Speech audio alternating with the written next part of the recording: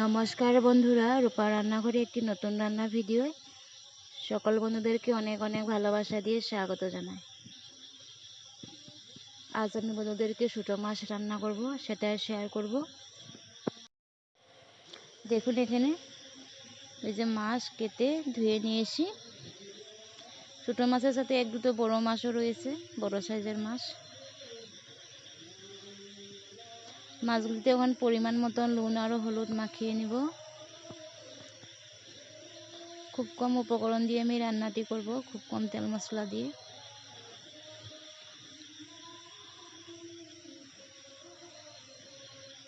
Please নতুন বন্ধুরা যারা এখনও আমার চ্যানেলটিকে সাবস্ক্রাইব করে না, সাবস্ক্রাইব করে আমার পাশে থাকে জোর অনুরোধ রইল। আর আমার রান্নাগুলি ভালো লাগলে সব বন্ধুদের কাছে শেয়ার করে দিবে। এখন মাছগুলিকে ভেজে নিচ্ছি। এই দেখুন আলু এভাবে কেটে নিয়েছি, ছোটো ছোটো করে লম্বা লম্বা সাইজে কেটে নিয়েছি ছোটো মাছটায়। এদিকে মাছ ভাজা আমার হয়ে গেছে।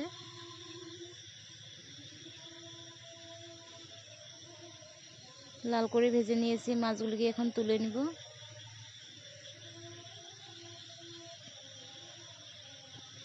মাছ ভাজা হয়ে গেছে, আমি এখন রান্নাটি করে নিব। মাছ ভাজা কড়াইতে তেল দিয়ে পেঁয়াজগুলিকে ভেজে নিচ্ছি। প্রায় আমি 3টা মতন পেঁয়াজ দিয়েছি বড় সাইজের।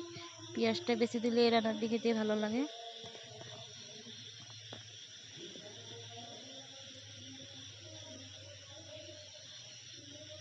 এখন কেটে রাখা আলুটা দিয়ে দিছি। পেঁয়াজটা বেশি একটা লাল করি নাই, কারণ আলুর সাথে একসাথে ভেজে নিব।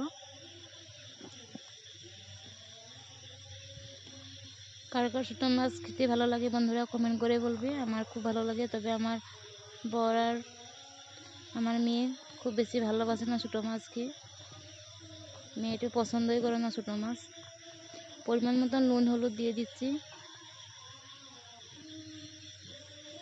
এখন 1 চামচ পরিমাণে জিরা গুঁড়ো, 1 চামচ পরিমাণে শুকনো লঙ্কা গুঁড়ো দিয়েছি, দিয়ে খুব ভালোভাবে ভেজে নিচ্ছি। পরিমাণ মতন জল দিয়ে প্রায় 10 মিনিট সময় জাল দিয়ে নিয়েছিলাম বন্ধুরা। জল দিয়েটা আমার দেখানো হলো না, তার জন্য আমি দুঃখিত। এখন দেখুন আলু প্রায় ভালোভাবে সিদ্ধ হয়ে গেছে। এবার ভেজে রাখা মাছগুলিকে আমি দিয়ে দিব, দিয়ে খুব কম আছে 10 মিনিট সময় জাল দিয়ে নিব। যারা এখন পর্যন্ত স্কিপ না করে ভিডিওটি দেখে যাচ্ছে তাদেরকে অসংখ্য অসংখ্য ধন্যবাদ আমার সাথে আর পাশে থাকার জন্য। আর আমার রান্নাটি ভালো লাগলে বন্ধুদের কাছে শেয়ার করে দিবে। আর নতুন বন্ধুরা আমার চ্যানেলটিকে সাবস্ক্রাইব করে আমার পাশে থেকে যাবে। সবার প্রথমে একটি লাইক দিয়ে শেষে খুব সুন্দর একটি কমেন্ট দিয়ে আমার পাশে থাকার অনুরোধ রইল। দেখুন বন্ধুরা রান্নাটি কেমন হয়েছে, তবে খেতে সেই অসাধারণ হয়েছিল। আমি খেয়েছি, আমি বলেছি, তার জন্য কিছু মনে করবেন না প্লিজ। সবাই যেন ভালো আর সুস্থ থাকে। নমস্কার।